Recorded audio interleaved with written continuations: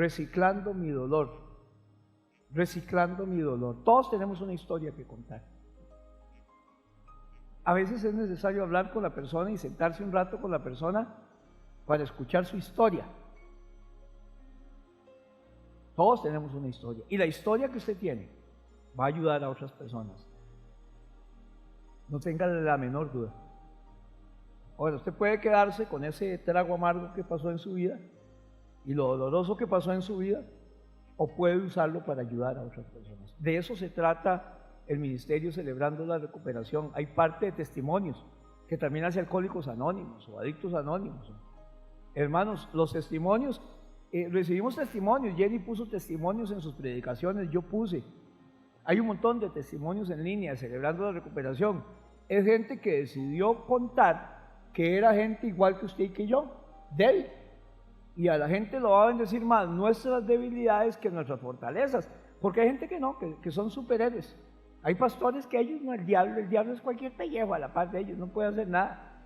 Y es mentira, hermanos, somos gente que se duele, como Pablo dice, ¿quién enferma y yo no enfermo? Todos nosotros estamos en la posibilidad de caer, por eso hablamos incluso la semana pasada de recaída. Y hoy, hermanos, el tema reciclando mi dolor es cómo poder utilizar mi dolor para servir a otros. Y vamos a hacer un resumen de la recuperación. Y cuando hablamos de la recuperación, notamos a la hora de estudiar estos 8 pasos, estas 8 decisiones sanadoras, que son muy parecidas, hermanos, a las 8 bienaventuranzas del Sermón del Monte. Jesús un día sube a un monte, se sienta y empieza a predicar lo que alguna gente llama el más grande sermón jamás predicado, que conocemos como el Sermón del Monte o las bienaventuranzas. Y él dijo, quiero darles 8 pasos para la felicidad. Les voy a dar 8 bienaventuranzas. Dichosos o bienaventurados, o les irá bien. Son 8 principios que cada uno de nosotros tenemos que tener en nuestras vidas. El camino a la recuperación, hermanos, durante estas 8 semanas nos ha llevado a esos 8 pasos, o durante esas 8 bienaventuranzas, aunque no las nombremos, que ahora las vamos a nombrar, para ayudarnos, hermanos, a sanar las heridas, a dejar malos hábitos, dependencias, complejos, y a recuperarnos de nuestras pérdidas, depresiones, ansiedades. Pero el asunto, hermanos, es hacerlas y tomar las decisiones que sanan. Entonces, por ejemplo, en las bienaventuranzas de Mateo del 5 al 7, habla, hermanos, y dice, dichosos los pobres en espíritu. Creo que usted lo tiene ahí. Porque el reino de los cielos le pertenece. Y ese es el paso número 1. Gracias. El paso número 1, ¿se acuerda? Dice, reconozco que no soy Dios, soy pobre de espíritu. No soy Dios. Y admito que no tengo poder para controlar mi tendencia a hacer lo malo. Hermanos, hay que admitirlo.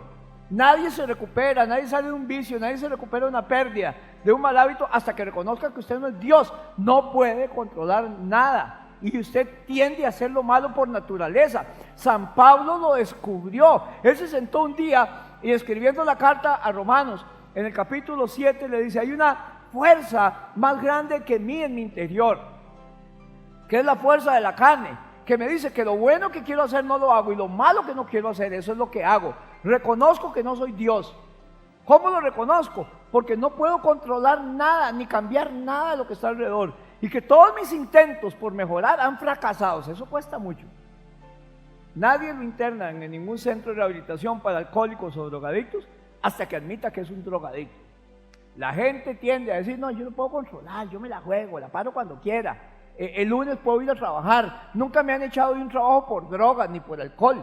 Nunca no he perdido mi familia. Soy lo que John Baker decía, el fundador de Celebrando la Recuperación, un alcohólico funcional. Más bien me van ascendiendo en mi trabajo. Pero tengo que reconocer que no soy Dios. Y entonces la Biblia dice que los pobres de espíritu son dichosos, les irá bien, son bienaventurados, porque el reino de ellos es el reino de los cielos y a ellos les pertenece. No soy Dios, no tengo poder para controlar mi tendencia a hacer lo malo y mi vida es inmanejable. Después dice, dichosos los que lloran, porque serán consolados. O sea, hermanos, usted no sabe el poder, ni tiene el poder para cambiar No se preocupe por eso, Dios lo va a consolar. Y entonces viene el paso 2 que dice, el paso 2 dice, en una forma sincera, creo que Dios existe. ¿Cuántos dicen amén? Pero no solo que Dios existe, sino que le intereso a Dios. No importa donde esté botado, Dios sigue amándome, le intereso. Y Él tiene el poder para ayudarme a recuperarme. Tengo que reconocerlo.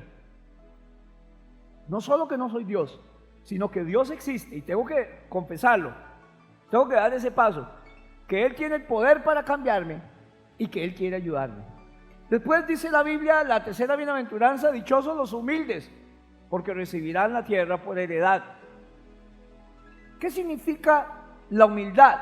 Humildad, dijimos que no es ser así, ay, yo soy humilde. Es más, estoy orgulloso de ser humilde. La humildad es fuerza bajo control. Eso es humildad. Tiene que ver también con mansedumbre. Por ejemplo, usted agarra un caballo muy brioso, un bronco, y lo doma. Ya él está humilde, pero él sigue siendo tan fuerte como cuando era una bestia salvaje. Nada más que ahora tiene su fuerza bajo control. Igual somos usted y yo. Nos humillamos delante de Dios. Y ahora nuestra fuerza, nuestro mal carácter, todo aquello que yo usaba para mal, ahora está bajo control. Humildad es fuerza bajo control. Y el paso 3 que dice, conscientemente decido comprometer toda mi vida y voluntad al cuidado y control de Cristo. Me vuelvo humilde y de aquí en adelante, como dice la Biblia, ya no vivo yo, vive Cristo en mí. El que controla mi vida es Él. Ya no voy a hacer lo que yo quería, ni soy un animal que me dejo ir por instintos, sino que ahora hago lo que la Biblia dice que tengo que hacer. Amén, hermanos. Cuarta bienaventuranza dice, dichosos los de corazón limpio. Me recuerda el programa Luis Palau, ¿eh? Porque ellos verán a Dios. Y el paso 4 que decía, tengo una apertura para un autoexamen, lo dijo Jenny, y confesión de mis faltas a Dios y a alguien de confianza. Lo que yo he pasado, hermanos, tengo que hacer una lista y un autoexamen de mis malos hábitos y las cosas que en algún momento me superaron, y debo contárselo a Dios, pero también necesito a alguien de confianza. Recuerde que no se asuste cuando le cuente y que sea confidencial. ¿Tiene usted a alguien de confianza? Debería tenerlo, porque todos necesitamos a alguien de confianza. ¿Todos los que usted conoce son de confianza? No, por eso usted tiene argolla, y por eso existe la argolla. La argolla es mi círculo de confianza. ¿Estamos bien? No a todo el mundo le contamos todo, ni nos sentimos en la confianza de contarle todo a todos. ¿Estamos bien? Pero busque a alguien de confianza también para contarle esas cosas. La cuarta bienaventuranza dice, dichosos los que tienen hambre y sed de justicia, porque serán saciados. ¿Qué significa esto? El paso 5 que dice, para que Dios pueda hacer los cambios en mi vida, me doy voluntariamente a Él y me someto voluntariamente a Él, y con humildad le pido que remueva mis defectos de carácter. Tengo que someterme a Dios. Echo toda mi ansiedad sobre Él, porque Él tiene cuidado de nosotros. Después vienen 2 versículos con bienaventuranzas que ahora se refieren a relaciones. Ahora estábamos hablando de nosotros, pero ahora esas relaciones con los demás. Dice, dichosos los compasivos, porque ellos serán tratados con compasión. La gente que tiene compasión de los demás, misericordiosos. Y dice, dichosos los que trabajan por la paz, porque ellos serán llamados hijos de Dios. ¿Se acuerda lo que decía? Evalúo, el 6º paso, mis relaciones y ofrezco perdón a aquellos que me han hecho daño y enmiendo los daños que he ocasionado, excepto si qué, si al hacerlo produzco más bien más daño al hacerlo. Y entonces, ¿qué quería decir eso, hermanos? Tengo que perdonar a la gente que me ha dañado, porque mucha gente me ha dañado, pero yo he dañado a mucha gente. Esa es la realidad de la vida, somos seres humanos. Entonces, primero, Tengo que perdonarlos, hermanos, porque el único que se está dañando aquí soy yo. Yo no puedo recuperarme hasta que no perdone a la gente. ¿A cuántos aquí los han dañado, hermanos? ¿A cuántos aquí los han herido? A todos. Pero usted también ha herido.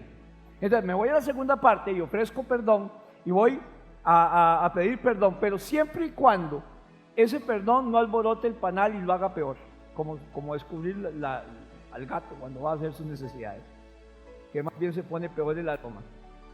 Tengo que ofrecer perdón, hermanos, siempre y cuando no, o pedir perdón siempre y cuando no lo haga peor.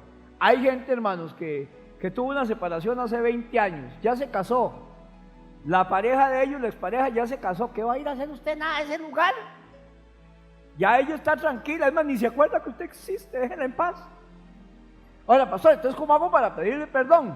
Entonces hablamos de 2 métodos. Uno, ponga una silla vacía en su casa, siente a la persona y pídale perdón. Usted necesita ser libre. O escriba una carta, dígale todo y pídale perdón.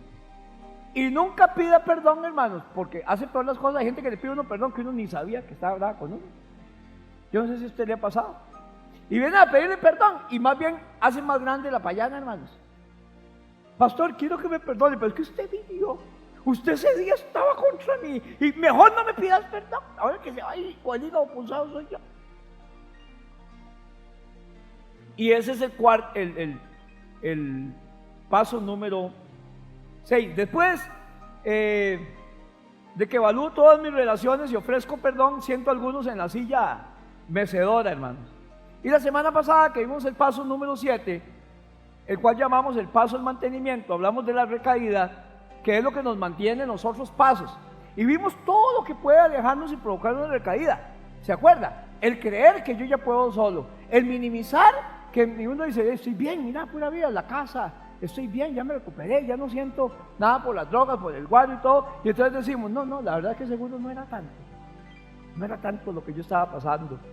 O de aquí en adelante yo puedo yo solo, ya no necesito a Dios, otra vez vuelvo a ser Dios. Y cuando todas esas cosas me empiezan a pasar, puedo tener una recaída. Entonces, ¿qué hago para tener las menos recaídas posibles? Porque la mayoría de la gente va a recaer, sobre todo al principio, cuando quiere dejar algo.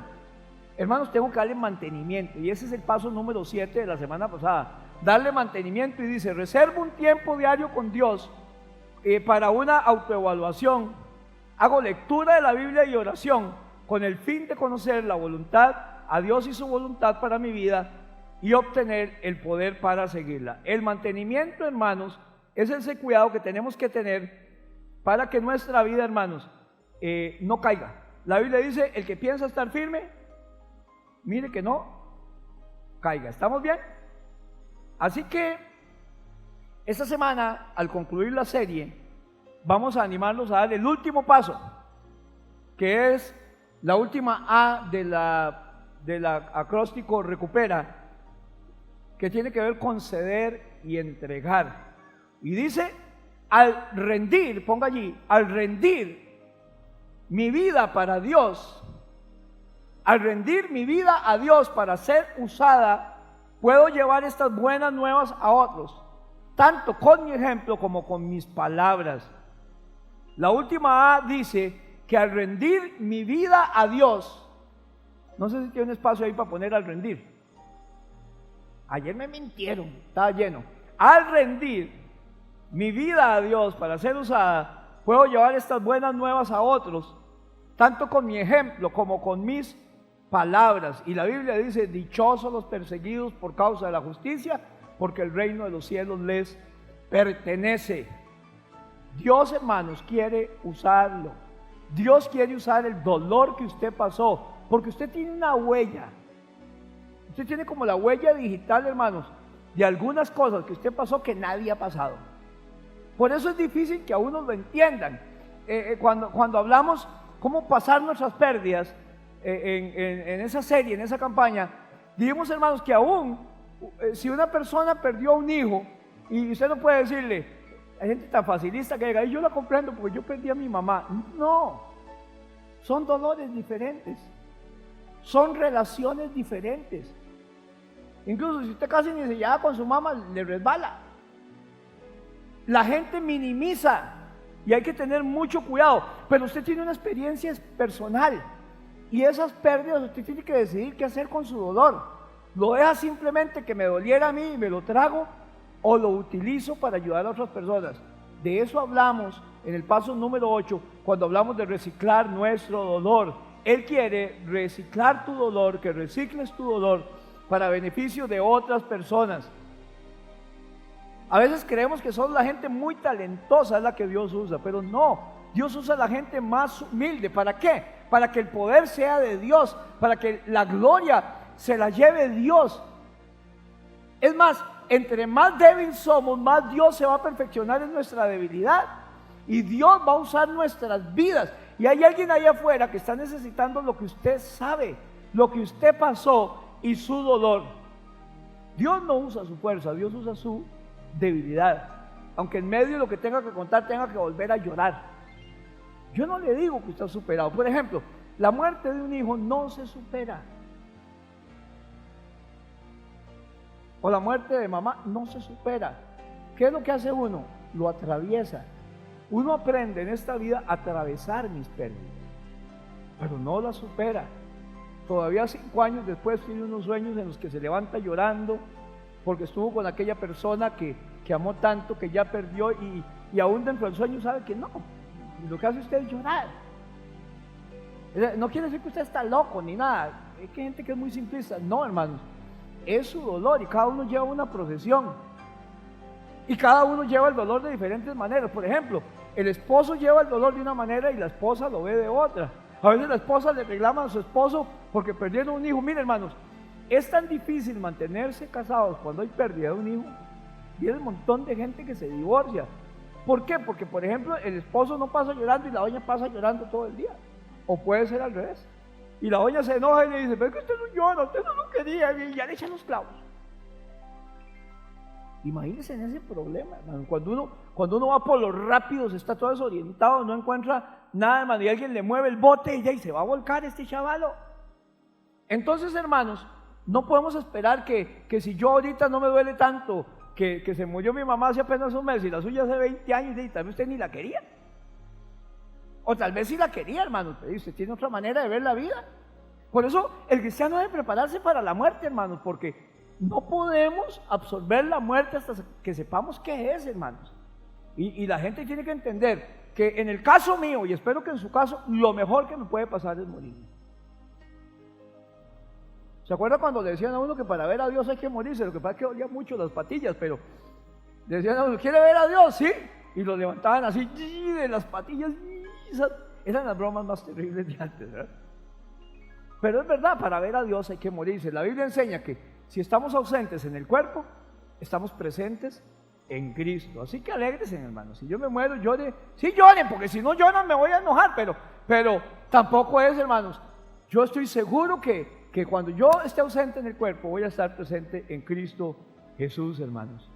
Así que yo entrego mi vida al Señor para ser usado y para predicar las buenas nuevas. Cuando entendemos esto, usamos nuestra debilidad como fortaleza y aprovechamos nuestro dolor y lo reciclamos para servirle a otro.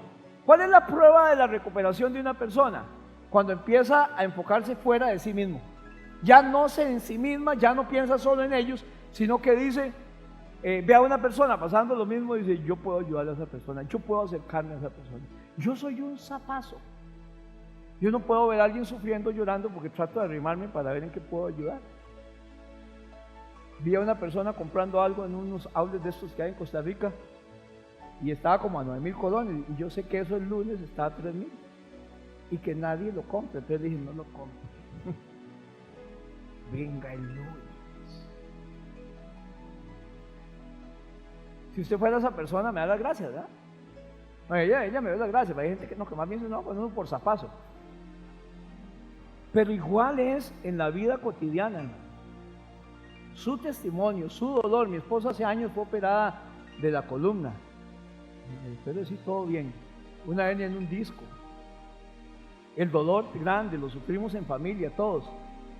Y había una hermana en Alajuela, la mamá de Alonso, que estaba pasando eso.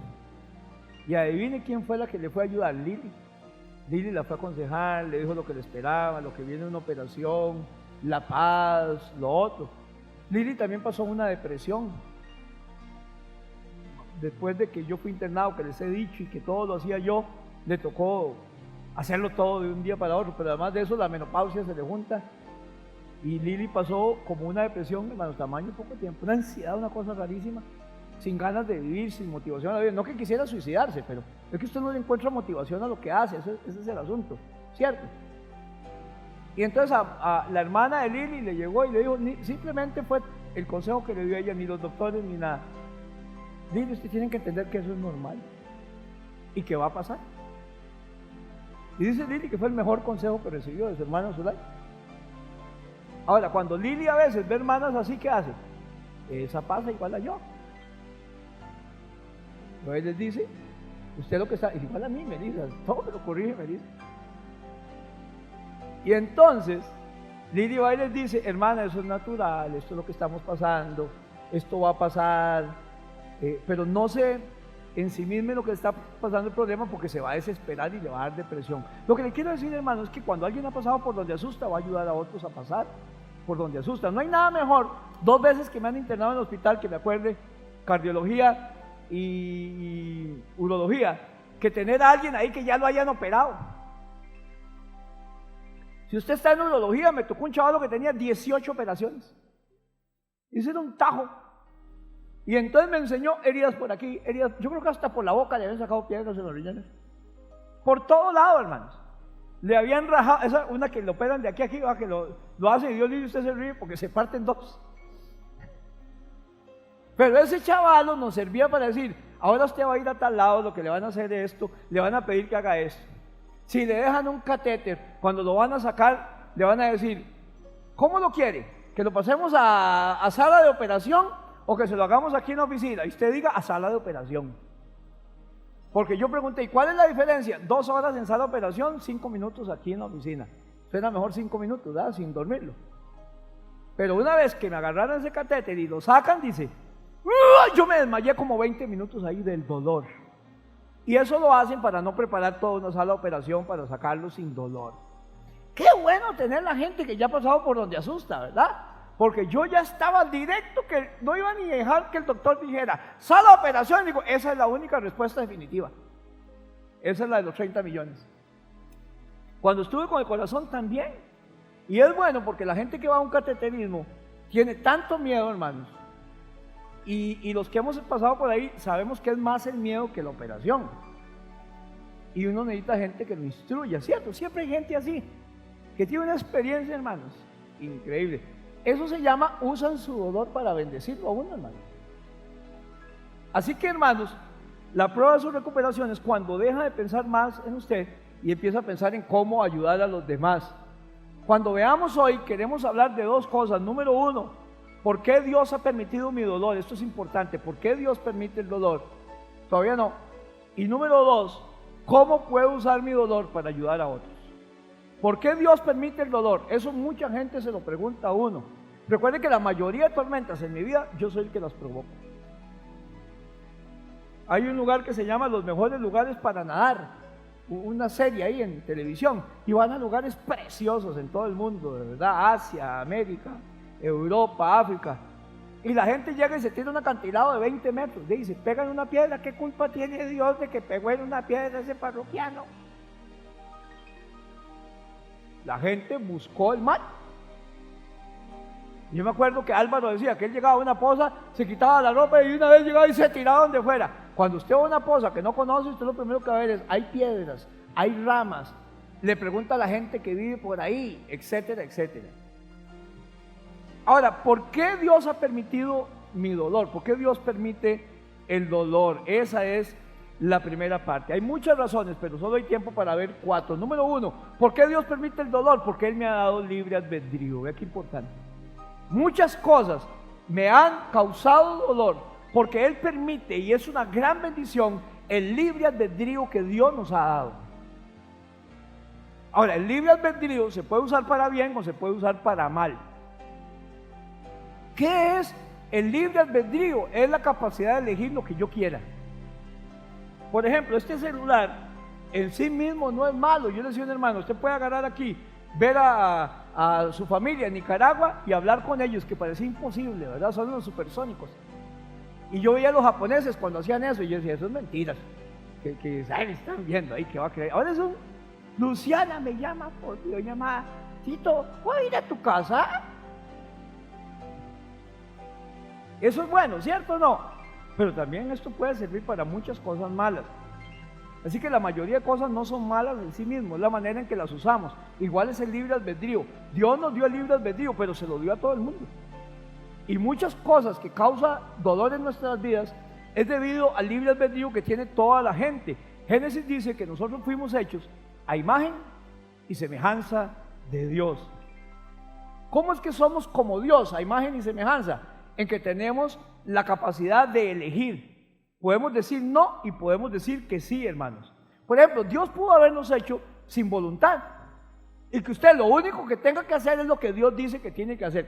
¿Qué vacilón sería eso, hermanos? Usted sabe que hay iglesias así, que usted puede ser que a usted le gustó una hermanita ahí muy linda y le atrae, pero el pastor dice que no, que la que tiene que casarse es con aquella, que el Señor dice que es con aquella.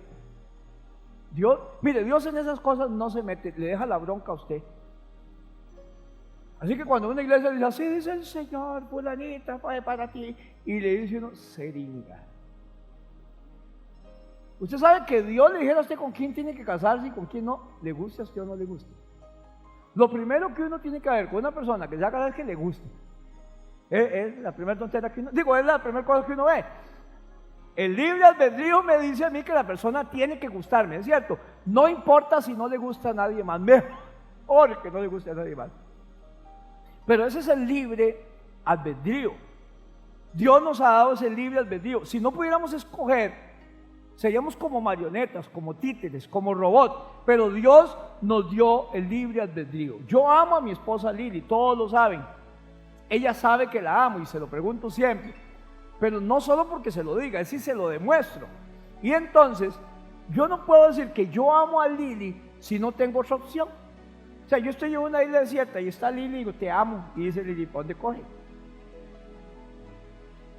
O estoy aquí y mi suegro me está apuntando con una escopeta ahí. Por eso Pablo casa y dice, ¿usted viene sin que nadie lo obligue? Sí, un tubo. Yo amo a Lili porque tengo la posibilidad de no amarla. Yo digo que yo amo a Lili porque tengo la posibilidad de irme con otra persona, me voy a entender. Pero he escogido a Lili. Usted ama a Dios porque usted tiene la posibilidad de no amar a Dios. ¿Cuánta gente hay en el mundo que no ama a Dios? ¿Cuánta gente dice que no existe y blasfema contra Dios? Pero aquí están. Si Dios nos hubiera tenido como un títere, hermanos, no pueden decir eso, pero tienen el libre albedrío. Por eso hay gente que dice que un Dios de amor que mande a la gente al infierno. Estaba viendo ayer a un ateo diciendo eso y burlándose. Sí, hay un infierno donde hay gusanos y todo, y después dice que Dios nos ama. Claro que Dios nos ama. Entonces, si nos ama, ¿por qué no nos lleva al cielo? Bueno, porque si Dios mandara al cielo a más de una persona, no sería un Dios de amor, porque lo está mandando al cielo a un lugar donde ellos no quieren ir. Han escogido aquí no creer en Dios, no adorar a Dios, no alabar a Dios, y en el cielo es para adorar a Dios y para alabar a Dios. Y dígame una cosa, esa gente no quiere estar en el cielo. Y Dios no los va a mandar a la fe. O sea que usted aquí escoge si va al cielo o si va al infierno, hermano. Así que no podemos decir que amamos a alguien si no tenemos la posibilidad de no amarla. Esa voluntad o libre albedrío, hermanos, no solamente es una bendición, sino que también es una carga. Porque a veces tomamos decisiones equivocadas. Y las decisiones equivocadas causan toda clase de consecuencias dolorosas. Es bueno que seamos libres porque podemos elegir, pero es malo porque la mayoría de veces escogemos lo malo. Pero recuerde que también hay gente allá afuera que está escogiendo lo malo y muchas veces eso malo lo va a afectar a usted. O sea, al ladrón de la esquina también tiene libre albedrío. ¿Qué problema? Así que puedo escoger usar drogas, puedo escoger ser un adicto, puedo escoger ser un borracho, puedo escoger irme de ride con una mujer que no es mi esposa, con una aventura, y después vengo con una enfermedad venérea, vengo con SIDA y eso causa dolor. Pero fue mi libre albedrío el que al final se dio por todo eso. Dios no quiere que tengamos dolor, hermanos, pero es parte del paquete que viene con la libertad espiritual.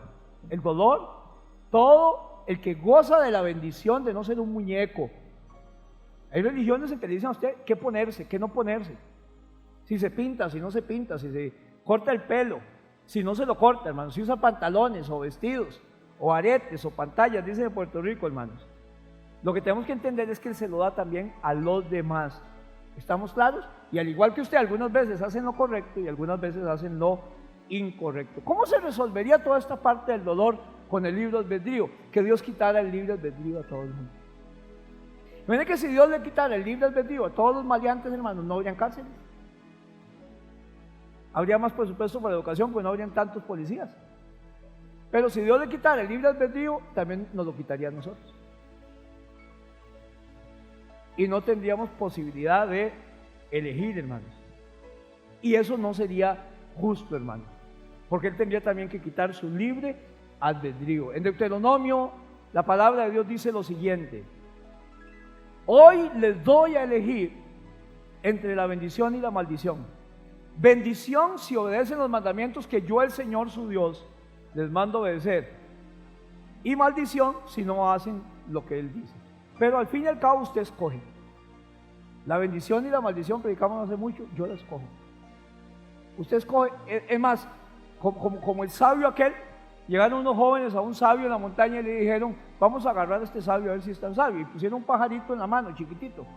El pobre pollito lo llevaban ahí en la mano y le dicen al sabio: queremos preguntarle algo. Aquí tengo un pollito, ¿está vivo o está muerto? Entonces, si él decía que estaba vivo, lo aplastaban, el pobre pollito, se murió el pollito. Y se decía que estaba muerto. El sabio se les quedó viendo y dice: ese pollito o ese pajarito está como ustedes quieren que esté. Y usted está como usted quiere estar. Y la situación en su casa está como usted quiere que esté. Y esa ruina que usted está viviendo está hasta que usted un día se pare, como aquella predicación que dice: alguien tiene que enojarse con lo que está pasando. Y diga: hasta aquí. No les conté el domingo pasado porque me sentía triste, pero ¿se acuerdan que estábamos hablando de que a veces uno agarra las cosas, cree que ya puedo manejarlas, por eso las recaídas, me olvido el primer paso, que no soy Dios, y lo echa todo a perder? ¿Cuál es el televisor más difícil de arreglar? El que alguien quiso arreglar por él solo.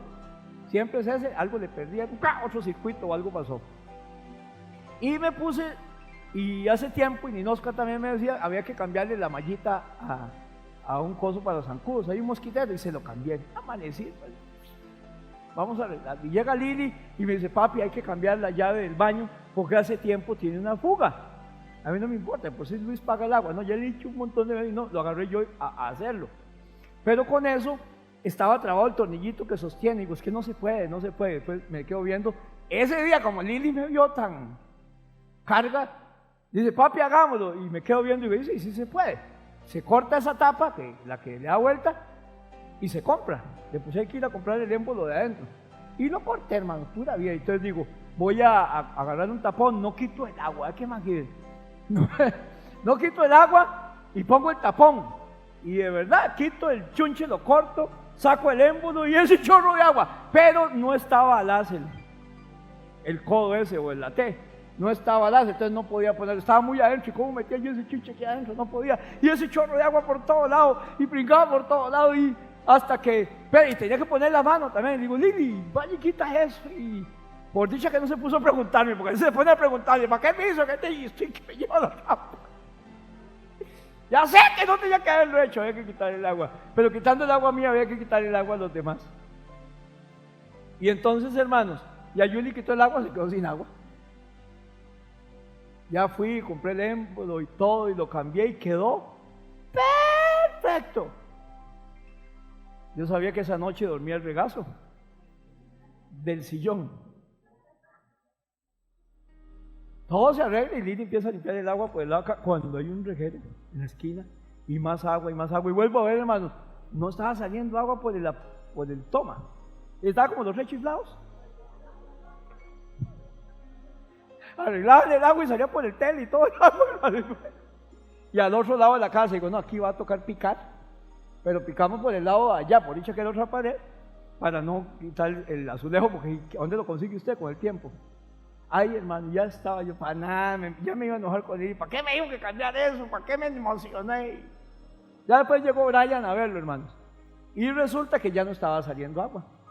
Ya abrimos la llave, y ya no salía agua, había presión, todo pura vida, un buen arreglo, todo se arregló. ¿Qué había pasado? Que al poner la mano aquí, tiré presión para adentro. Y también el agua salió por ahí. Yo le iba a poner como ejemplo que a veces uno, pero no quise el domingo pasado. ¿Se acuerdan? Que paré porque no quería, no me había recuperado todavía el sustillo. Que a veces uno cuando quiere arreglar las cosas por uno mismo, más bien las echa a perder, hermanos. Pero usted elige estar como está. Lo que le quiero decir es porque yo ese día elegí. ¿Cuánto duró la gotera en el baño? Hasta que a mí me dio la gana.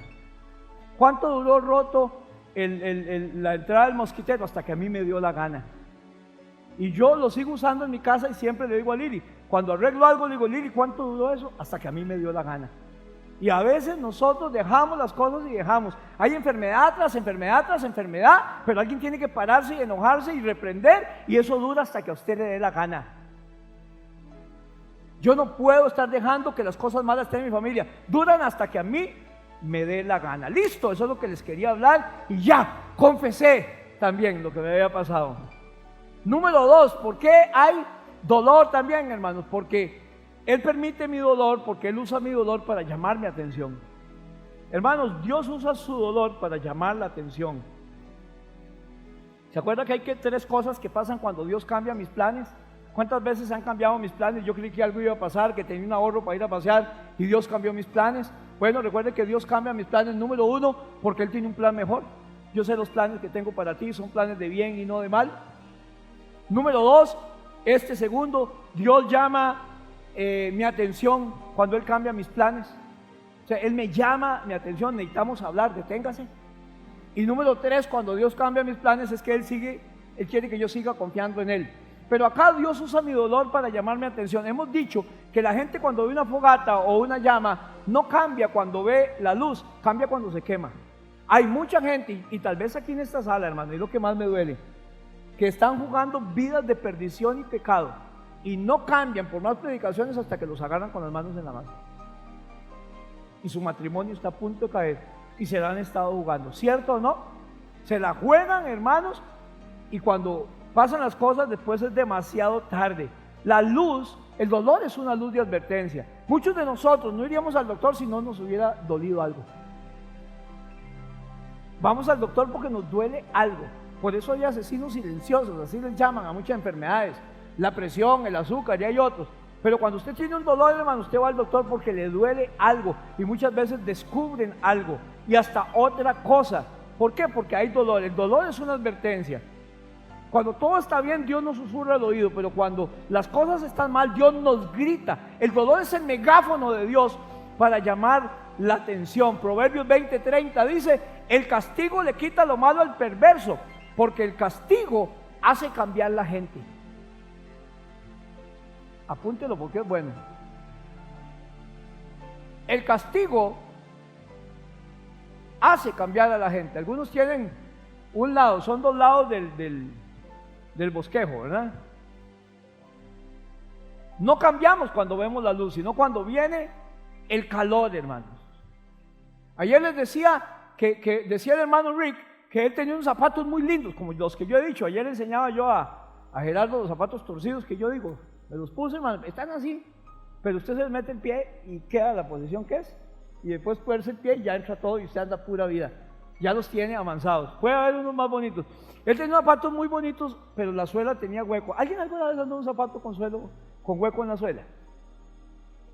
Sí. Ahí sí, hermano. ¿Para qué le digo que no? Sí.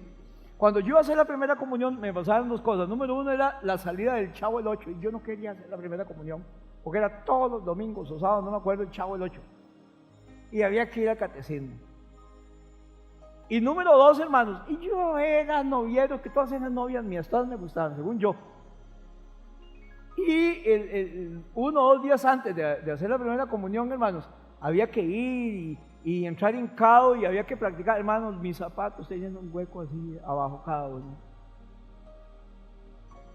A partir de ahí ya no tenía novias. Qué vergüenza me dio cuando me acordé de esos huecotes, hermano, y yo hincado así como gran gracia, y los huecotes saludando así como ojos para atrás.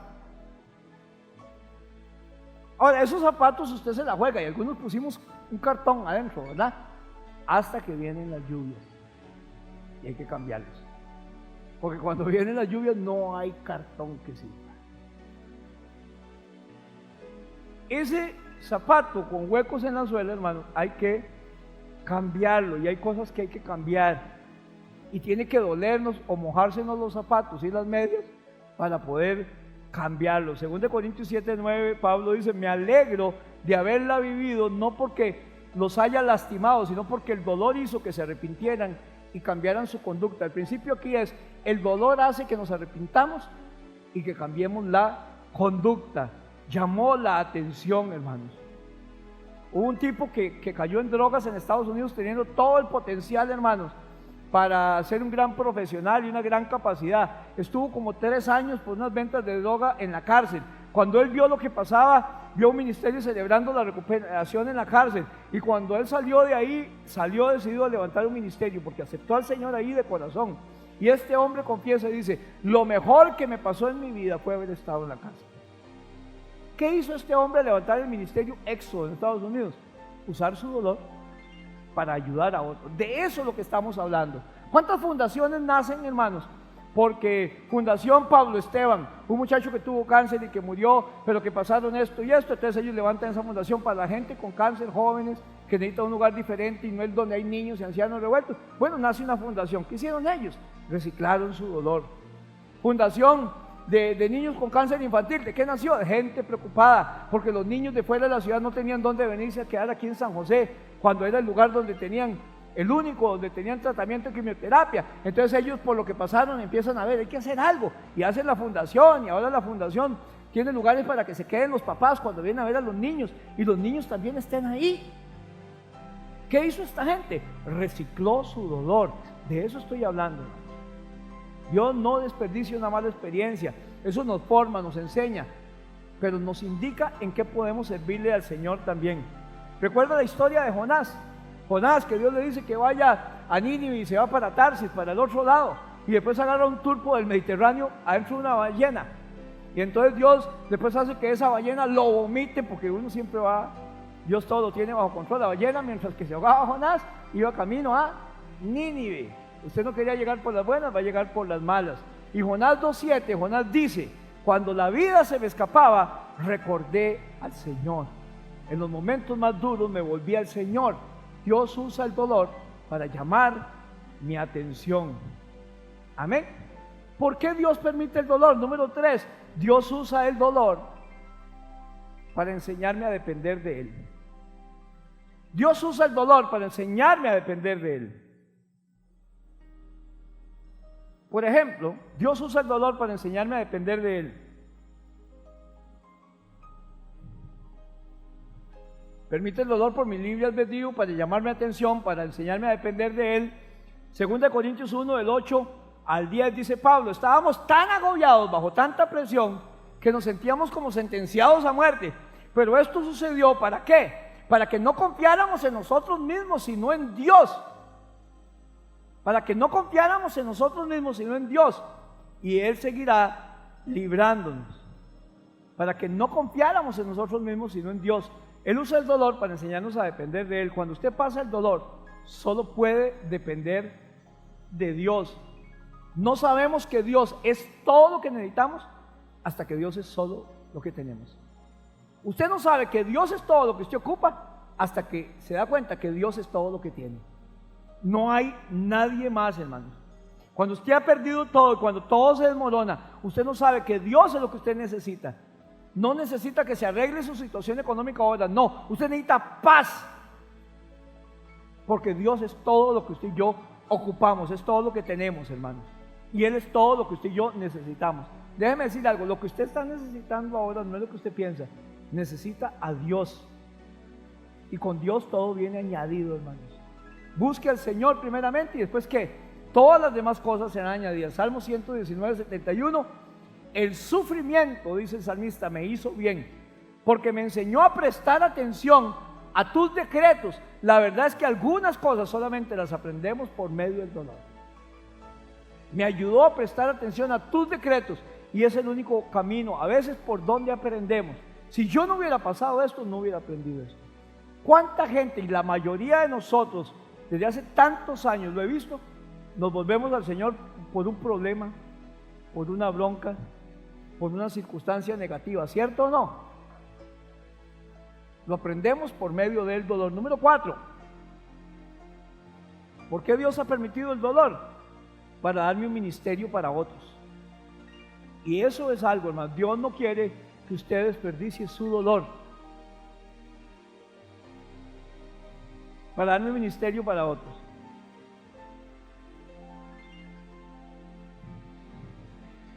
Me hace humilde, simpático, guapo, sensitivo para las necesidades de otros, hermanos. De eso se trata lo que estamos hablando, el paso número 8. Al rendir mi vida a Dios para ser usada, puedo llevar estas buenas nuevas a otros, tanto con mi ejemplo como con mis palabras. Y ahí es donde la gente llega a estos centros de recuperación, sea Alcohólicos Anónimos, adictos, celebrando recuperación, y da su testimonio de vida.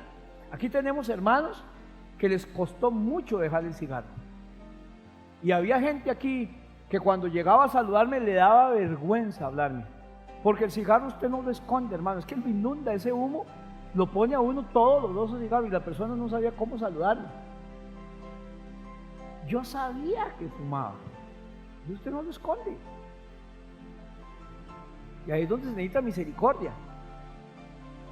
Y un día, ya tenía problemas con sus hijos, ya había perdido la autoestima. Un día llegó ahí y no quería saludarme, pues había fumado antes de venirse al culto. Y yo desde que lo vi entrar, hermano, a la persona, la vi casi deprimida. Y nada más le pregunté, obvio, ¿cómo estás? Ya sabía cómo estaba. Y se me tiró encima a llorar y a llorar. Había fumado desde que era chiquitita, la mamá fumaba, el papá fumaba, todo el mundo, hermano. Y ahí chiquitita. Y desde ese día, hermano, decidió dejar el fumado. Y entró ahí en una terapia de este centro del gobierno y le sirvió. Y lo fue dejando y seguro había recaído y soñaba con fumar. Y eso es una desesperación increíble. Las sustancias que tienen cigarros son demasiadas sustancias que lo envuelven en vicio. Y lo dejó, hoy tiene no sé cuántos años de fumar. Pero ¿por qué va a desperdiciar ese dolor? Es una de las personas que quiere trabajar con el ministerio celebrando la recuperación, porque tiene mucho que contar. Tiene a mucha gente para decirle, sí se puede, yo sé lo que usted está pasando, yo sé los dolores de estómago, los dolores de cabeza, lo que se piensa, lo que se imagina uno, todo eso. Hay varios hermanos que pasaron por alcoholismo, usted no puede desperdiciar ese dolor. Y algunos la desesperación, algunos aquí quisieron quitarse la vida, hermanos, porque habían arruinado su vida y la de los seres que amaban. Eso pasa. ¿Cómo va a desperdiciar usted ese dolor? Alguien necesita que lo menen, pero nadie como una persona que ha pasado por donde asustan, hermanos. Todos necesitan recuperación. 2 Corintios 1:4 dice, Dios nos consuela a todos nuestros sufrimientos para que también nosotros podamos consolar a quienes sufren, dándoles el mismo consuelo que recibimos de Él. Esa consolación que Dios nos ha dado es para que también nosotros podamos consolar a los que sufren con la misma consolación con la que fuimos consolados. Usted pudo salir de ahí, enséñele a la gente que ellos pueden salir, como el anuncio Panadol, se hace a paso igual que el pastor.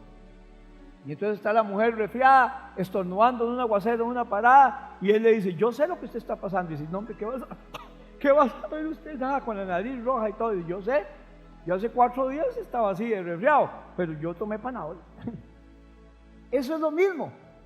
Es un mendigo diciéndole a otro mendigo dónde encontró comida. Eso es el evangelismo, así dice Spurgeon. Evangelismo es un mendigo enseñándole a otro mendigo dónde fue que encontró la comida, hermanos. ¿Quién puede ayudar de mejor manera a un alcohólico, hermanos, que alguien que ha luchado contra el alcoholismo? ¿Quién puede ayudar mejor manera a alguien que ha tratado contra el dolor del abuso que alguien que fue abusado? Alguien que perdió un hijo que alguien que perdió un hijo. Hermano, el dolor que usted tiene es la mejor manera de ayudar a alguien que está necesitando exactamente lo que usted pasó. Así que podemos usar nuestro dolor para reciclarlo, hermanos, y ayudar a otros, pero tenemos que ser abiertos, honestos y valientes. Ya tengo que empezar a hablar de eso. O yo sé que tengo que hacerlo y empezar a decir al Señor, Señor, necesito hablar de esto, del abandono, del desprecio, de tantas cosas que nos han pasado. de una pérdida humana, de una pérdida matrimonial. Hermanos, hay gente que necesita oír su testimonio y palabras, más su testimonio, para poder recuperarse, hermanos. ¿Se acuerdan la historia en Génesis de José? ¿Cuántos se acuerdan de José? José tuvo 11 hermanillos, sin contar las hermanas, solo nombra a los hombres de las 12 tribus de Israel. Y entonces, hermanos, José, que era el preferido del papá, la argolla, tenía sueños y veía que en los sueños la luna se inclinaba a él, el sol y las estrellas, y que todos se inclinaban a él a los 17 años. Por eso tenga cuidado con los sueños y tenga cuidado quién nos cuenta, y no siempre hay que contar eso, porque hay gente muy envidiosa. Los planes suyos de negocio, tenga mucho cuidado, porque es más fácil llorar con los que lloran que reír con los que ríen. Hay gente que no se alegra que a usted le vaya bien, porque siempre está la chimazón, ¿verdad? La falta de crema de rosas. ¿Y por qué a él? ¿Por qué a mí no? ¿Y por qué? Y entonces a José le cae mal, y un día deciden, porque él llega de Zapazo, donde están ellos, la mejor ropa de marca, como decía un amigo mío cuando estaba chiquitito, las chemis Lacoste, las chemis Lacoste, las Reebok y todo eran para José. José llegaba con Reebok, con la chemis Lacoste y con buena ropa, y aquellos andaban con la American Woman. Y entonces, hermanos, José caía mal y mal con los sueños, y ahí viene el soñador, y decidieron matarlo, porque el hermano mayor, creo que Rubén, decide que lo echen ahí en un pozo y no lo maten. Cuando llega Rubén, de ver qué hacen, lo habían vendido a unos ismaelitas que iban para Egipto. Cuando llega a Egipto, lo venden en la casa de Potifar, el administrador de las cosas de Faraón, como un esclavo. Le fue feo a José. Todos los sueños, hermano, a los 17 años. Después, como que estaba guapillo y moreno, hermano, estaba bien hechillo, y la esposa de Potifar se le metió Satanás, hermanos, y le cuadró el moreno, y se le arrimaba, y José, andate y veré, ¿verdad? Y José le oía. Pero un día estaba en el patio José, y ella se arrimó y dice: José, es cierto que mi esposo Potifar dijo que todo lo que él tenía era tuyo también, ¿verdad? Sí, él dijo. Pues yo soy de él. Chiquilla más viva. Y se le fue encima y lo agarró. Y entonces José salió en carrera porque aprendió las de Melquiades. Es mejor, ¿se acuerdan lo que decía el dios Melquiades a los más nuevos de aquí? Huyamos hacia la derecha. Y se iba a Melquiades. O aprendió aquel otro dicho que no había sido escrito, que decía: es mejor que digan aquí corrió que aquí quedó José. Y salió en carrera, y ella gritó: ¡ay, me quiso violar! Ganas quería la vieja corrompida. Y lo gritó, y lo agarraron a José, y le fue peor. De esclavo lo mandan para la chirola, hermanos. Y en la cárcel estuvo ahí, pero ahí Dios puso gracia. Dios, lo bueno es que Dios estaba con José, dice la Biblia, en la cárcel de Potifar. Dios estaba con José en la cisterna. Dios estaba con José en la cárcel. ¿Qué es lo que necesitamos, hermanos? A Dios con nosotros en el fuego ardiendo. Y entonces Dios puso gracia en el carcelero y lo pusieron por encima de la cárcel. Era el encargado de todo. Y un día le mandaron al panadero y al catador de Faraón, y entonces al copero. Y entonces tuvieron 2 sueños y José se los interpretó.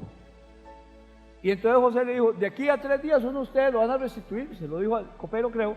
Y al panadero dice: de aquí a 3 días a usted le van a cortar el melcochón. Y así pasó.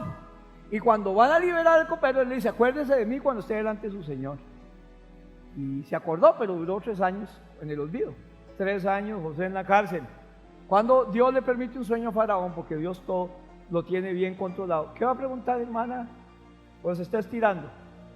Eso así me gusta. Yo creo, eso, pastor. Y entonces el hombre se acuerda, y se acuerda de José por el sueño de Faraón. Nadie se lo podía interpretar. Llaman a José, y José le interpreta el de las vacas flacas, que lo hemos oído, se comían las 7 vacas gordas, y el de las espigas gruesas, se comían las 7 espigas, o las echaban a perder las flacas a las gruesas. Y José dice: usted necesita poner, ¿qué hago? Necesita poner a alguien aquí inteligente, que el favor de Dios esté. Y dice: ¿a quién más con el espíritu que a usted? Aquí está el asunto. José usa todo ese dolor y lo recicla. Y gracias a que José está ahí, Dios permite que José administre todo los graneros de Faraón, para salvar a 2 pueblos, al egipcio y seguro más, e Israel, de que se murieran de hambre durante los 7 años de sequía. ¿Estamos bien? José está allí con un propósito, hermano. Y todo lo que él había pasado, él lo utiliza para eso. No tenía resentimiento. José no le echaba racumín al trigo porque se muriera la gente. Él no estaba resentido con la sociedad. Y entonces llegó, y hay escasez en Israel, y también fueron sus hermanos. Y José los amaba. Escondió por ahí unas cosas para que dejaran a un hermano, y se quedó el mayor, porque él quería ver a su hermano de sangre total, de padre y madre, a Benjamín, y lo trajeron, y después mandaron a traer al papá. ¿Se acuerda? Y toda la familia de José se mudó al condominio allá, un condominio muy bonito, ni mentiras, en Egipto. Y después se murió el papá y los hermanos tuvieron miedo hasta que llegan al capítulo 50 del libro de Génesis, y ellos le dicen: ve qué mentiroso, papá dijo que nos tratara bien, que perdonara lo que le habíamos hecho y todo. Y José dijo: no se preocupen, esas palabras que todo cristiano tiene que entender, por algo yo pasé lo que pasé. Y dice: ustedes pensaron mal contra mí. Yo creo que de ahí se inspira Pablo para Romanos 8:28. Todo ayuda para bien los que aman a Dios. Dice: ustedes pensaron mal contra mí, pero Dios lo tornó para bien. Dios es como el chavalo aquel que es un bicho jugando tablero. ¿Usted ha visto alguna persona jugando tablero que sabe más de lo que le enseñaron? Y usted lo ve jugando tablero y ve que se le pone al otro y se lo come. Y por aquí se lo pone y se lo come. Y aquí se lo come y un momento hace chino, crack, crack, crack, crack, crack, crack, listo para la foto. Así es Dios. Dios permite que le coman una, le coman dos, cometan tres, pero después hace fra, fra, fra, fra, fra, porque a Dios nadie, ni siquiera le han empatado, menos ganarle. Usted no puede desperdiciar lo malo que a usted le pasó, hermanos. Yo pasé una niñez muy pobre y yo no puedo desperdiciar eso. Ni Dios ha permitido en los años que yo la desperdicie cuando veo a un niño pasando necesidad, porque yo ya pasé por un beso. Yo sé lo que se siente acostarse con hambre. Yo no puedo dejar que eso pase. La gente que perdió un ser querido y que lo cuidó mucho tiempo, hermanos, Dios los llama muchas veces a ese, al cuidado de los ancianos y todo. ¿Por qué? Porque los preparó con mamá o con papá o con un ser querido. Nunca lo hubieran hecho, lo tuvieron que hacer y ahora se sienten bien haciendo. Eso es lo que se llama forma. Todo lo que yo he pasado, bueno o malo, me ha dado la forma para servir al Señor, y usted tiene que reciclar su dolor. Si José no hubiera sido vendido no a Egipto y su familia se hubiera muerto de hambre. Mucha gente te ha dañado, pero Dios es más grande que todas las personas que te han dañado. Amén, hermanos. No importa lo que otras personas hayan hecho, Dios puede cambiarlo para tu propio beneficio, hermanos. Dios nunca desperdicia una herida ni una mala experiencia, pero usted puede desperdiciarla, hermanos, y dejarlo todo en el pasado y no aprovechar eso para que sirva más bien para bendecir a otras personas. Ahora, ¿cómo uso mi dolor para ayudar a otros? Aquí vamos a ir aterrizando. De esto se trata el paso número 8. Primera de Pedro 3:15 es la base y dice: estén siempre preparados para responder a todo el que les pida razón de la esperanza que hay en ustedes, pero háganlo con gentileza y con respeto. Usted necesita estar preparado para dar una respuesta y decirle a la gente: ¿cómo lo logró usted en su vida? Usted pasó por esto, bueno, ¿cómo lo hizo?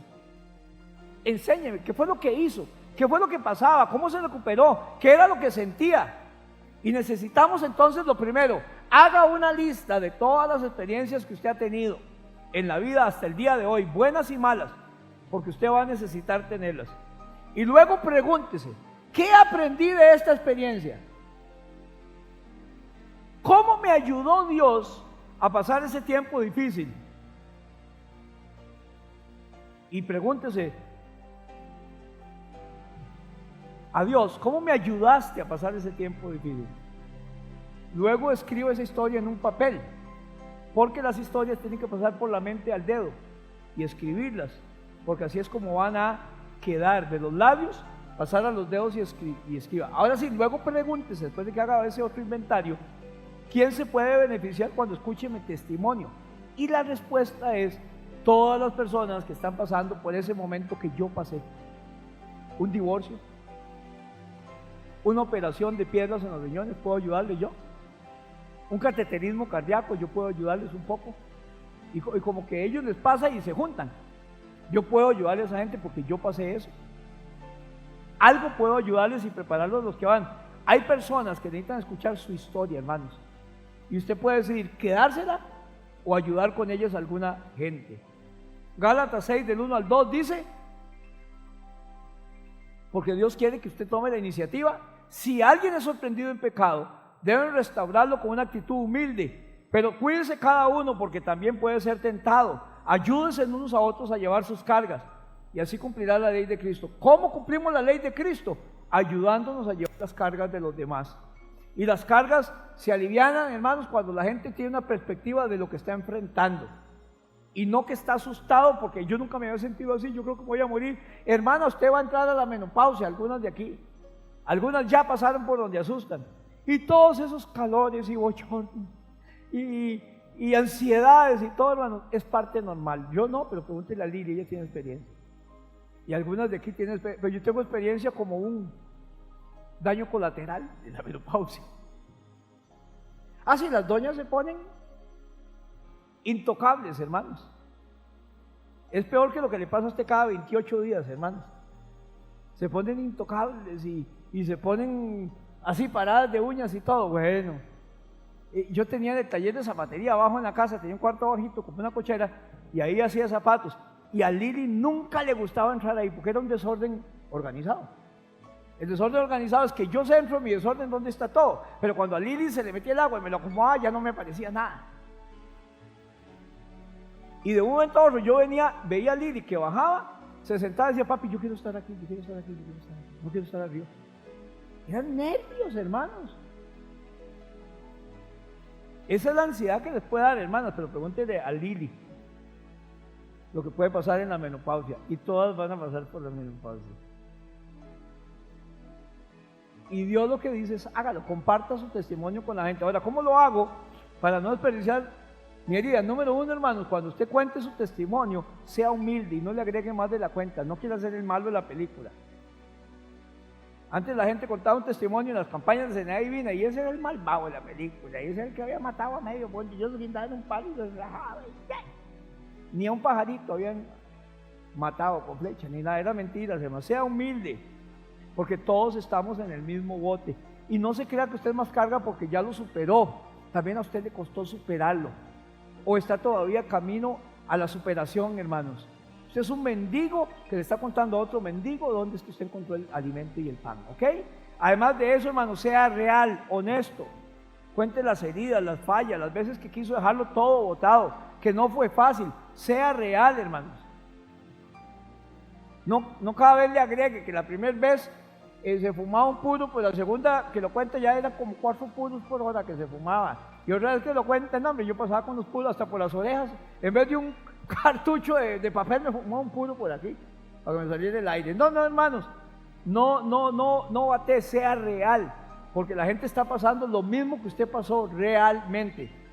Si no va a decir, ay, no, yo no puedo, porque eso es lo que pasó, que es tremendo, en cambio lo mío. Número 3, no predique, nadie quiere que usted le predique. Cuando usted dé su testimonio, no predique, solamente comparta su historia, hermanos. Esto fue lo que me sucedió a mí. Cuando llegamos a un funeral, decía un hermano, tuve una pérdida y llegó un hermano y me dio todos los salmos y todos los bosquejos y me predicó un montón de cosas, no me acuerdo de nada y estaba deseando que se fuera.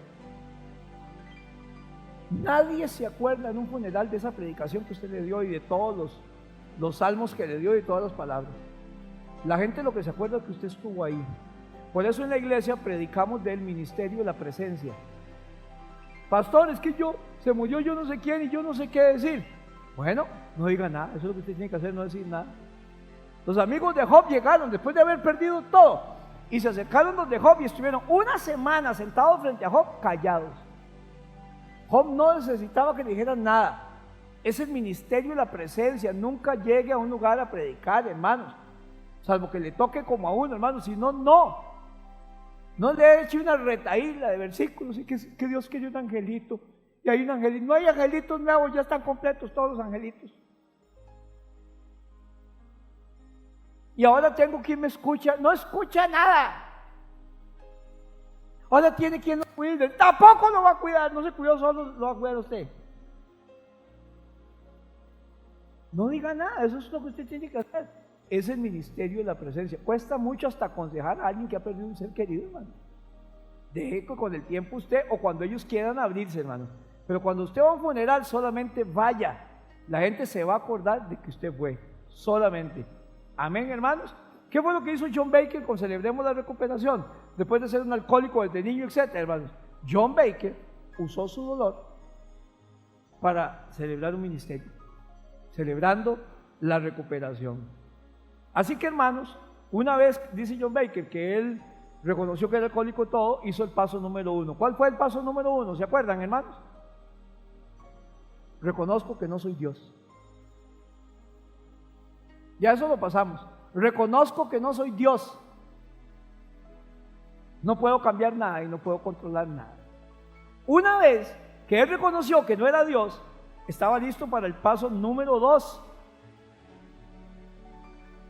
El paso número 2 de celebrando la recuperación es: sinceramente creo que Dios existe, que yo le intereso y que Él puede ayudarme. Usted absorbe eso, hermanos, y decía John Baker que fue donde comenzó a encontrar esperanza, porque aprendió un día, y por eso lo escribe, que sí, que si Dios existía, Dios puede cambiar todo, y Dios quiere cambiar todo en su vida. Y lo lleva al paso número 3, él lo fue escribiendo. El paso número 3 dice John Baker: conscientemente, por mi propia voluntad, elijo entregar toda mi vida a Dios, echo toda mi ansiedad sobre Él, tomo su yugo y voluntad al cuidado y control de Cristo. Él tenía que cambiar, que Él lo iba a guiar, porque hasta ahora todos los intentos de Él por guiar su vida no le servían. Y toma el paso número 4. El paso número 4 era: abiertamente examino y confieso mis faltas a Dios, a mí mismo, a otras personas, porque es importante. Necesita alguien a quien contarle sus faltas.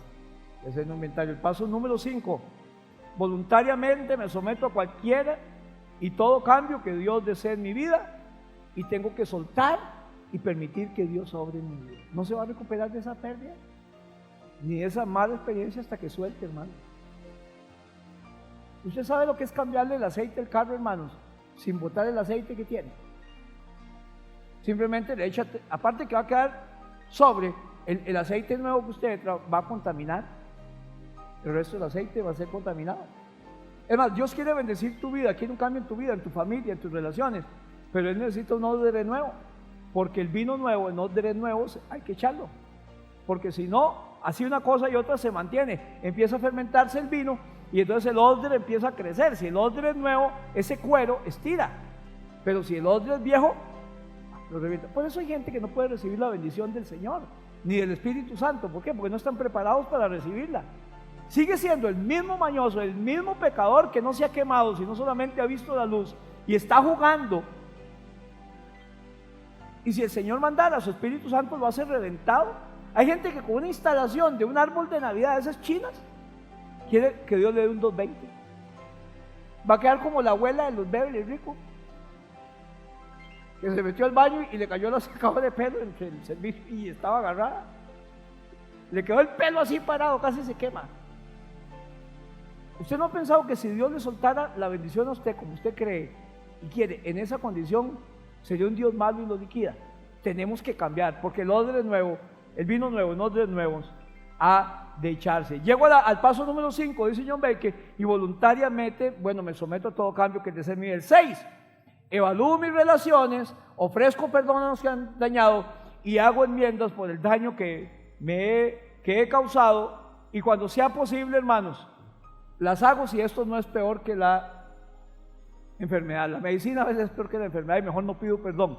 Ocupo una silla vacía o mando una carta. El paso número 7: reservo un tiempo a solas con Dios, porque eso es el mantenimiento de mi recuperación, para una autoevaluación, una lectura de la Biblia, oración, conocer a Dios y su voluntad. Y el número 8 que vimos hoy: rindo mi vida para ser usada por Dios, llevando las buenas nuevas a otros con mi ejemplo y mis palabras. Así que les desafiamos, hermanos, para terminar, estas 4 cosas. Número 1: si usted no ha entregado su vida a Cristo, hágalo hoy. Nadie va a salir adelante si no entrega su vida a Cristo. Número 2: escriba su historia. Todos tenemos una historia. Es más, hay gente que dice, pastor, si yo le contara todo lo que yo he pasado, necesito que me done unos 2 cuadernos de 300 hojas por lo menos. Pero escriba su historia, lo feo, lo malo y cómo Dios lo ha ido sacando adelante. Número 3, comprométase con la familia e iglesia para apoyar. Y ojalá que si usted siente un llamado a este ministerio celebrando la recuperación, en estos días voy a hacer un llamado a una reunión porque queremos ver cómo lo empezamos, porque es un ministerio en ciernes apenas para empezarlo aquí en la iglesia. Y número 4, pídele a Dios que le dé a alguien con quien usted pueda compartir su testimonio. Siempre va a haber gente con la cual usted pueda compartir con el testimonio. Y recuérdese que hay 2 cosas que usted no va a poder hacer en el cielo. Número 1, en el cielo no se puede pecar. Y número 2, en el cielo no se puede evangelizar. Usted está aquí en la tierra para hablar del Señor y para predicar su palabra, hermanos. Usted en el cielo puede cantar, dormir y pasear, ir a pescar a las mares de cristal. Qué bueno, acá hay mar ahí. Todo eso es bueno, hermano. Pero usted ahí no puede predicar. ¿Quién va a predicar? No puede evangelizar. Y número 2, no puede pecar. Ahora, ¿para cuál de esas 2 cosas cree usted que Dios lo dejó aquí en la tierra? Ahora, ¿por qué Dios no se lo llevó a usted apenas usted lo aceptó? Vea que eso hubiera sido toda la solución. Que en el momento que yo acepté a Cristo en mi corazón y me entregué a Él, Dios me hubiera llevado. No, Él lo dejó para la segunda, para que usted aquí en la tierra predique su evangelio. Y muchos de nosotros lo hacemos más eficientemente, no porque sepamos la Biblia, sino porque compartimos nuestro testimonio con los demás. Hechos 20:24 dice, sin embargo, mi propia vida no cuenta, con tal de que yo pueda correr con gozo hasta el fin de la carrera y cumplir el encargo que el Señor Jesús me dio. ¿Cuál fue el encargo que el Señor me dio? Anunciar la buena noticia del amor de Dios. ¿Cuál es la tarea que usted tiene pendiente? La que todo cristiano tiene que tener. Contar las buenas nuevas de Jesús. ¿Vale la pena estar en Jesús? Miren, hermanos, Dios es todo lo que necesitamos. Dios es todo lo que tenemos. ¿Y cuántos de nosotros podemos decir, mire hermano, yo no hubiera resistido si no hubiera sido por el Señor? Y yo a veces digo, con razón mucha gente se vuela la jupa. Con razón mucha gente se tira de un puente, hermanos. Si con el Señor hay ocasiones tan difíciles de pasar, hermanos, y uno tiene un consuelo que es el Señor, ¿cómo hace la gente que no tiene al Señor, hermano? Necesita gente a la par que lo consuele, que les diga que todavía pueden y vale la pena vivir. ¿Qué le parece si nos ponemos de pie y oramos al Señor?